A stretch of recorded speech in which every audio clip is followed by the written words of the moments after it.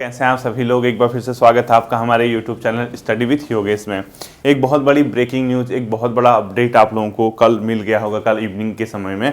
और एक बहुत अच्छी खुशखबरी जिसको कह सकते हैं, जिसका एक बहुत लंबे समय से इंतजार था। और एक जो हमारी भर्ती की जो संस्कृति है, यानी हमारी जो एग्ज़ाम का जो कल्चर है, वो थोड़ा सा चेंज होता हुआ दिख रहा है। क्योंकि अभी वर्तमान में जो यूपीपीएससी की चेयरपर्सन है, मैं पहले भी कहता आया हूँ, मैं अभी भी कह रहा हूँ, उनकी कार्यशैली बहुत डिफरेंट है। मतलब वो अपने काम को लेके पहले से ही जाने जाते हैं। अब हमने तो खैर ऐसा पर्टिकुलर अनुभव नहीं किया है उनके साथ रह के, लेकिन हम क्योंकि हमारा मौका ही नहीं मिला उनके साथ काम करने का, लेकिन जो हमारे पहले से उनके साथ काम करते हैं, उनके मुँह से या उनके द्वारा हमें बताया गया, तो वो बहुत मतलब एक कल्चर जो है, इतना हर साल पहले ही एडवांस में कैलेंडर जारी करना, विज्ञापन की तिथि देना, एग्जाम इतनी तारीख को बताना मेन से, तो इससे क्या होता है, बच्चे को पता रहता है कि उसको किस प्रकार से क्या करनी है, अपनी रणनीति आगे बढ़ानी है। वरना क्या होता है, पहले से विज्ञापन आया और कब भर्ती होगी, कब एग्जाम, कब रिजल्ट, कुछ पता नहीं चलता था। ठीक है, तो एक बहुत बड़ी ब्रेकिंग न्यूज जिसका बेसब्री से इंतजार था, उन सभी चीजों को कहने से पहले मैं आपसे कहूंगा कि आप सभी लोगों को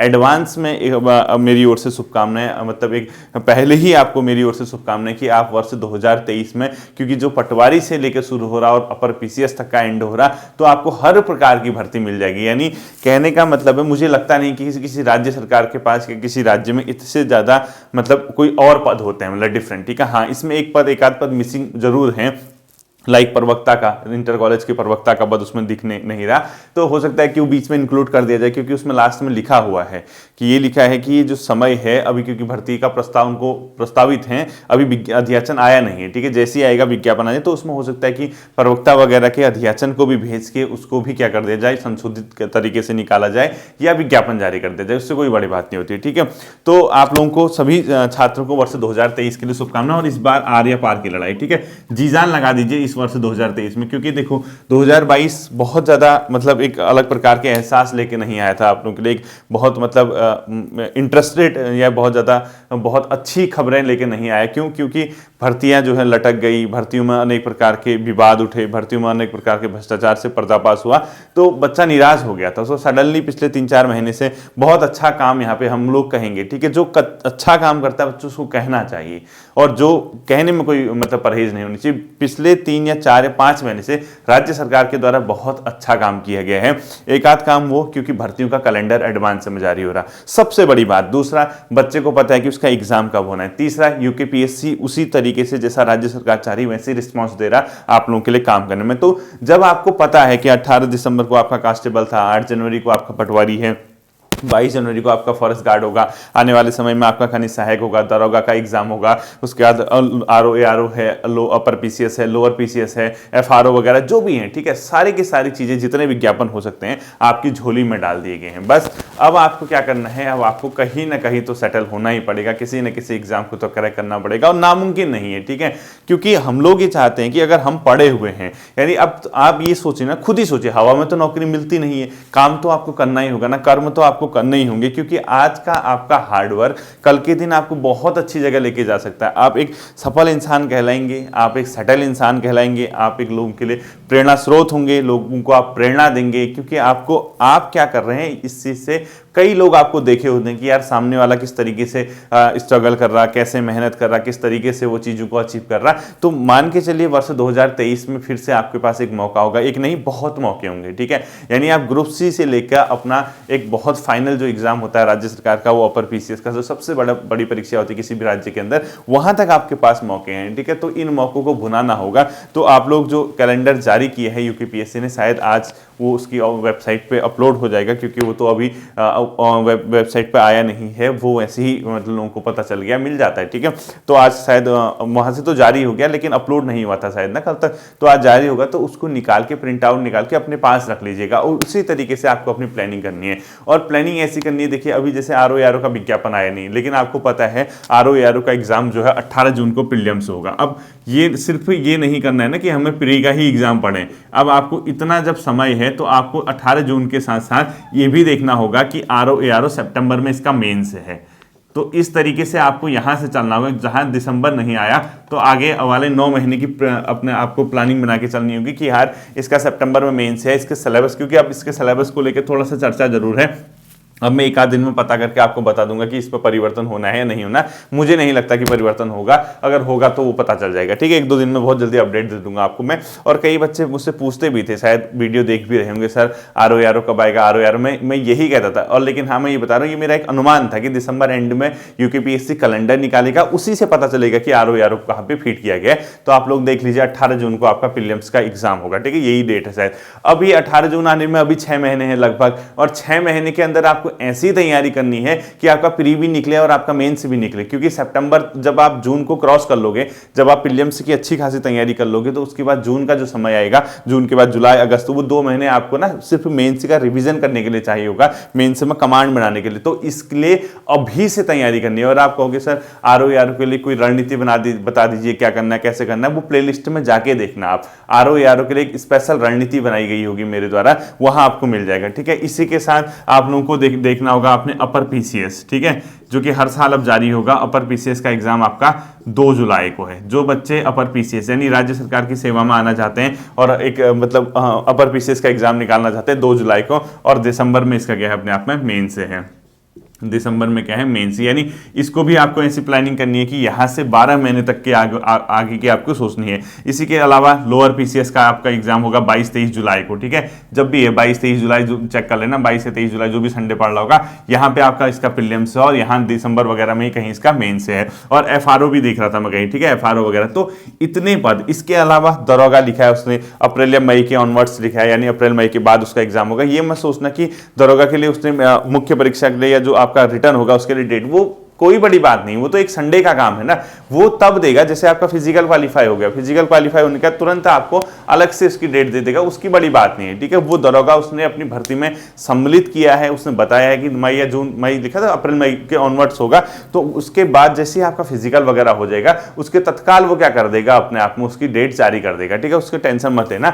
तो आप देखिए बच्चों, आपके पास क्या नहीं है इस बार, ठीक है। आप खुद सोचिए, पटवारी आपके पास, दरोगा आपके पास, कनिष्ठ सहायक आपके पास, कांस्टेबल हो चुका है, फॉरेस्ट गार्ड आपके पास, बंदी रक्षक आपके पास, उसके अलावा प्रयोगशाला सहायक, ये वो जो भी है वो तकनीकी विभाग वाले, उसके अलावा वो पद हैं, पॉलिटेक्निक के पद आपके पास है, पॉलिटेक्निक लेक्चरर वगैरह। एक नॉर्मल लेक्चरर इसमें मिसिंग है, वो जरूर मुझे लगता है कि आना चाहिए, उसका विज्ञापन भी। इसके अलावा अपर PCS, लोअर PCS, यानी हर प्रकार की परीक्षाएं आपके पास है। तो इसमें अब क्या कर सकता है कोई इंसान, सिर्फ एक चीज कर सकता है कि वो तैयारी करे और एग्जाम को क्रैक करे। और इससे बढ़िया, इससे गोल्डन जो अपॉर्चुनिटी होती है वो बार बार नहीं मिलती। आप खुद जानते हैं, पिछले 12 से 13 महीने के अंदर जो आपने जो कड़वा एहसास आपको हुआ था, वो धीरे धीरे अब खत्म होकर अब एक आपको नई उम्मीद की किरण दिखने लगी है कि हाँ, सही तरीके से राज्य में चीजें हो रही हैं। ये फाइनल सही तरीके से इसको सफलता मिल जाए बस, ठीक है। तो सही तरीके से आपको एग्जाम डेट पता है, आपको एडवांस में कैलेंडर पता है। आप एक नॉर्मल सा सोचिए, कोई बच्चा अगर देखो, आपको फोकस किस चीज में करना है। जैसे 3 एग्जाम है आपके मेन, जो बड़े, जिसमें सभी बच्चे भर सकते हैं, ठीक है।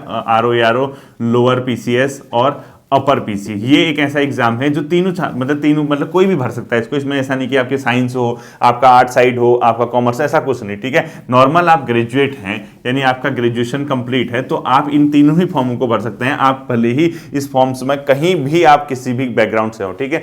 तो आपको अभी से इतना समय आपके पास है। अगर आप RO, क्योंकि ये दो तो लगभग पैरेलल है, ये दो तो लगभग सिमिलर है, ये दो चल जाएंगे। इसके लिए थोड़ा सा एडवांस तैयारी, क्योंकि ये 7 पेपर मेंस के होते हैं, इसमें आपको इनसे इसके साथ कंपैरिजन करना। प्रीलिम्स से तो हो जाएगा, लेकिन इन दोनों को इसके साथ तुलना मत करना कि मैं इन दोनों की तैयारी करता हूं, ये अपने आप हो जाएगा, ऐसा नहीं होगा, ठीक है। ये पॉसिबल नहीं है। हाँ, ऐसा जरूर हो सकता है आप इसकी तैयारी करो, ये दोनों कवर हो जाएंगे, ये जरूर हो सकता है। कहने का मतलब, कई बच्चे सोच रहे होंगे RO करता हूं सारा कवर हो जाएगा, ऐसा नहीं। ये करोगे तो दोनों कवर हो जाएंगे, तीनों कवर हो जाएंगे। लेकिन अगर सिर्फ ये 2 करोगे तो फिर ये कवर नहीं हो पाएगा, ये सत्य है, ठीक है। तो अगर आपके दिमाग में है, आपका विजन है कि यार मुझे हाँ RO का एग्जाम निकालना है, मुझे शासन में रहना है, मुझे लोक सेवा आयोग में रहना है, मुझे राजस्व परिषद में रहना है, क्योंकि अभी विज्ञापन तो आया नहीं है, सिलेबस तो तभी पता चलेगा, नंबर ऑफ पद तभी पता चलेंगे जिस दिन विज्ञापन आएगा, ठीक है। लेकिन ये तो पक्का है ना कि 18 जून को आपका एग्जाम है, जो दे दिया है प्रस्तावित तिथि। तो विज्ञापन कब आएगा आपका दिमाग में चला, ये आएगा लगभग फरवरी या मार्च में। क्यों? क्योंकि 2 से 2.5 महीने का टाइम होता है प्रीलिम्स के लिए। तो अप्रैल, मई, जून, लगभग मार्च के आसपास इसका विज्ञापन आएगा। और मार्च में विज्ञापन आने के बाद आप लोग देखिए, आपको ये भी पता है कि सितंबर में आपका मेंस है, तो आपको इसको अभी से तैयार करना होगा। क्योंकि अगर आप, नया साल आने वाला है, 2-3 दिन एंजॉय करके तुरंत नए साल से आप लग जाइए कि हाँ यार RO की तैयारी मुझे करनी है, मैं जी जान लगा दूंगा। अब आप कहोगे सर कौन पढ़ाएगा? आप खुद पढ़ोगे, कौन पढ़ाएगा? आपको पढ़ना तो आपको ही है ना। हाँ, गाइडेंस मैं दूंगा, ऐसा नहीं कि मैं आपको छोड़ दूंगा, मैं आपको नहीं पढ़ाऊंगा, ऐसा पॉसिबल नहीं है, क्योंकि ये अब एक मतलब जो होती है ना हैबिट में जो चीज़ें आ जाती हैं, एक मतलब जो लगाव होता है, एक नेचुरल जो अटैचमेंट होता है आप लोगों के साथ, वो हो चुका है। तो वो बॉन्डिंग है हम लोगों की, क्योंकि आरओ यारो का जो विज्ञापन अभी आया नहीं है, लेकिन हम इसका ये मतलब नहीं कि हम इसकी तैयारी नहीं करेंगे। मैं आप लोगों को इसके बीच जरूर हूँगा पटवारी एग्जाम के बाद, ठीक है, अभी नहीं हूँगा पटवारी के एग्जाम के बाद, क्योंकि पटवारी का थोड़ा सा काम बचा हुआ है, वो करंट अफेयर्स वगैरह कुछ क्वेश्चन जीएस के वगैरह वो कंप्लीट करते ही पटवारी एग्जाम के बाद मैं आप लोगों के पास अवेलेबल रहूंगा। फिर एक नई रणनीति बनानी पड़ेगी, क्योंकि 8 जनवरी का एग्जाम होने के बाद पूरी तरीके से एक नई तरीके से हमें आगे बढ़ना होगा। और क्योंकि आरओ यारो में रीजनिंग का पोर्सन बहुत इंपॉर्टेंट है, प्रीलिम्स में आपको रीजनिंग वाले पोर्सन पर भी फोकस करना होगा, और वही रीजनिंग कनिष्ठ सहायक में भी काम आएगी। वो हम ऐसा कुछ करेंगे कि दोनों आपस में एक दूसरे से ओवरलैप ना करें, यानी दोनों एक ऐसा कॉमन सेक्शन पकड़ेंगे जो दोनों के लिए काम आएगा, जैसे साइंस दोनों जगह है, कंप्यूटर दोनों जगह है, रीजनिंग दोनों जगह। तो प्रीलिम्स पेपर एक ही तरीके के होते हैं, प्रीलिम्स में कोई डरने वाली बात नहीं है, ठीक है। Exactly same position lower PCS का है, जिसमें 50 नंबर की मैथ और रीजनिंग आती है, लगभग 30 से 32 नंबर, 34-35 नंबर की आपकी प्रीलिम्स में रीजनिंग आएगी, 15-16 नंबर की आपकी बेसिक मैथ्स आएगी, कुछ क्वेश्चन परसेंटेज के, कुछ क्वेश्चन रेलगाड़ी के, कुछ क्वेश्चन आयु संबंधी, कुछ क्वेश्चन एवरेज संबंधी, यानी बहुत टिपिकल ना होते हुए एक बेसिक यानी हाई स्कूल लेवल तक के बच्चे के लिए जो होता है। लोअर पीसीएस में आपकी मैथ्स रीजनिंग के क्वेश्चन आते हैं, और 100 नंबर की आपकी जनरल स्टडी उत्तराखंड वगैरह आएगी। और यहाँ आपका आरओ में लगभग 90 मार्क्स का आपका जीएस आएगा, 20-30 नंबर के समथिंग आपकी उत्तराखंड आएगी, और 20-25-30 नंबर की आपकी रीजनिंग वाला पोर्शन आएगा, ठीक है। तो रीजनिंग लोअर पीसीएस हो, अपर पीसीएस हो या आरओ हो, तीनों फॉर्मेट में रीजनिंग और बेसिक मैथ्स से बेसिक, ठीक है। इंपॉर्टेंट पोर्शन कौन सा होगा? रीजनिंग। ये तीनों जगह आपको इंक्लूड रहेगी, तीनों जगह आपको ही मिलेगी। तो आपको इसको अच्छे से तैयार करना ही करना है। बाकी चीजें क्या होती हैं, उत्तराखंड आप पढ़ते आए हैं, जीएस आपको मैं पढ़ाऊंगा ही पढ़ाऊंगा, साइंस में कराऊंगा, कंप्यूटर में कराऊंगा, तो बेफिक्र होके, ठीक है, एक मन बना लीजिए पहले। कमेंट सेक्शन में बता देना यार, मैं हमेशा तो नहीं कहता, कमेंट सेक्शन में बता देना कि आप लोग किस चीज की तैयारी करना चाहते हैं, क्योंकि एक मुझे भी पता चल जाएगा। अब पता लगा आप लोग तैयारी करना चाहते हैं आरओ यारो की मैं लगाऊं अपर पीसीएस के पीछे, आपको पता ही नहीं है कि हो क्या रहा, ऐसा नहीं, ठीक है। आप लोग ये बता देना, और मैं कोशिश करूंगा कि ऐसा पोर्शन में पकड़ूं, क्योंकि देखो तीनों एग्जाम जो हैं आप लोग खुद सोचना, उत्तराखंड तीनों का वो रहेंगे, ठीक है, तीनों में जीएस तीनों में रहेगी, करंट अफेयर्स तीनों में रहेगा, रीजनिंग और थोड़ा सा मैथ्स तीनों में रहेगा, कंप्यूटर तीनों में रहेगा, साइंस तीनों में रहेगा। बस सिर्फ और सिर्फ जो डिफरेंस आता है वो आता है किस चीज का, कि आपके नंबर ऑफ जो मार्क्स हैं, यानी कितने मार्क्स का कौन सा पोर्शन रहेगा, उसमें वेरिएशन आता है, और इसके अलावा कुछ भी नहीं। और तीनों के प्रीलिम्स कितने मार्क्स के हैं? 150 नंबर, 150 नंबर और 150 नंबर, तीनों ही तो 150 नंबर के पेपर होते हैं। तो फिर क्यों मतलब इतना टेंशन लेना है कि हमें क्या करना है क्या नहीं करना है, प्रीलिम्स तो सेम है ना। हाँ, मेंस के लिए थोड़ा सा जो आप लोगों को समस्या आएगी उसमें मैं आपको गाइड करूंगा, ठीक है। मेंस का अभी थोड़ा सा वेट कर लीजिए, एक बार पटवारी वगैरह का एग्जाम हो जाए, उसके बाद हम लोग देखेंगे, ठीक है। तो आप सीधे सीधे स्पष्ट तौर पर पहले मन बना लीजिए, क्योंकि आपको पता है 2023 का कैलेंडर आपके पास है बच्चों, आप मन बनाइए, क्योंकि अगर आप तीनों नाव में पैर रखोगे, आपके पास है 2 पैर, तीनों नावों में पैर रखने की कोशिश करोगे तो एक हाथ भी रखना पड़ेगा आपको, ठीक है, तभी आप बैलेंस बना पाओगे, वरना संभव नहीं है। तो अगर आपने कहा ना मैं अपर पीसीएस भी करता हूं, मैं लोअर भी करता हूं, मैं आरओ भी करता हूं, फिर कहीं के नहीं रहोगे। कहां तक? जब तक प्री ना निकल जाए। प्री निकलने तक तो है ही आप तीनों की कर लोगे, लेकिन प्री के बाद आप फिर फंस जाओगे। क्यों? क्योंकि वहां पीसीएस अपर पीसीएस जो है 7 पेपर हैं। अगर आपके दिमाग में ये है कि मैं सिर्फ अपर पीसीएस की तैयारी करूं, तो आपका ये 2 कवर हो जाएंगे, थोड़ा सा चेंजेस आएगा, यानी 90% पोर्शन तो आप अपर पीसीएस के पैटर्न के हिसाब से तैयारी करोगे तो आपका ये दोनों लगभग कवर हो जाएंगे। थोड़ा सा चेंज हो एग्जाम के बाद, यानी जैसे आपका प्री निकल गया तो 1-1.5 महीने अगर आप उस चीज की तैयारी करें जो चेंजेस आए हैं तो वो काम बन जाएगा, ठीक है। बट अगर आपने पहले आरओ पकड़ लिया और फिर बोला कि मैं अपर पीसीएस साथ में कर रहा हूं, फिर नहीं हो पाएगा। मैं ध्यान से सुनना इस चीज को, ये कोई शिक्षक डरा नहीं रहा आपको, ये सिर्फ और सिर्फ समझा रहा है और वास्तविकता से आपको रूबरू करा रहा हूं। होता क्या है, ये बृहद क्षेत्र है, बहुत बड़ा क्षेत्र है, ठीक है। ये अगर तैयारी करोगे इस चीज की तो आपको इस चीज की तैयारी में ये दोनों कवर हो सकते हैं। क्यों? प्री छोड़ दो, प्री की बात नहीं चल रही, प्री तो आप किसी भी करो, अपर पीसीएस करो, लोअर और आरओ तैयार हो जाएगा, लोअर करो आरओ अपर पीसीएस तैयार हो जाएगा, या आरओ करो, दोनों तैयार हो जाएंगे। प्रीलिम्स का छोड़ दीजिए, प्री का कोई दिक्कत नहीं, मैं मेंस की बात कर रहा। अगर आप ये तैयारी करते हो तो ये दोनों कवर हो जाएंगे, क्योंकि ये आपका अच्छी खासी बहुत बेसिक चीजें आती है, इसमें इतना टफ नहीं आता। तो आप ये तैयारी करोगे तो ये आ जाएगा। बस इसमें हिंदी ड्राफ्टिंग वाला जो पोर्शन है उसमें थोड़ा, निबंध ऐसे राइटिंग वाला जो पोर्शन है उसमें थोड़ा सा प्रॉब्लम रहती है, वो हो जाएगा, ठीक है। तो आपसे मैं ये कहूंगा, क्योंकि अपर पीसीएस जो बच्चे इस चीज की तैयारी करना चाहते हैं वो अभी से जनवरी से प्लान बना लें, पहले मेंस पढ़ना, अभी भी कह रहा हूं मेंस प्लस प्री उल्टा कर देना, ठीक है। ऐसा नहीं कि पहले प्री पढ़ूं फिर क्योंकि जुलाई में फिर मेंस पढ़ूंगा ना, ऐसे नहीं चलेगा बाबू। प्री सिर्फ और सिर्फ कब पड़ेगा, जब मई का महीना शुरू होगा, मई और जून, मई मिड के बाद, ठीक है, ताकि वो आपको 1.5 महीने जो है वो सिर्फ और सिर्फ प्री पे फोकस किया जाए। उससे पहले नहीं पढ़ना है कौन सा, प्रीलिम्स। जिस दिन आप अपर पीसीएस की तैयारी मेंस के साथ शुरुआत करोगे, मेंस के सिलेबस के अकॉर्डिंग, तो आपका प्रीलिम्स ऑटोमेटिकली कवर हो जाएगा। फिर प्रीलिम्स में क्या दिक्कत है बताओ, कोई प्रॉब्लम है या नहीं है? हाँ, अगर आप इसमें ही इसको इंक्लूड कर देते हो आरओ और एआरओ को अलग से या लोअर पीसीएस को, फिर आपके फंसने के चांसेस है। क्यों?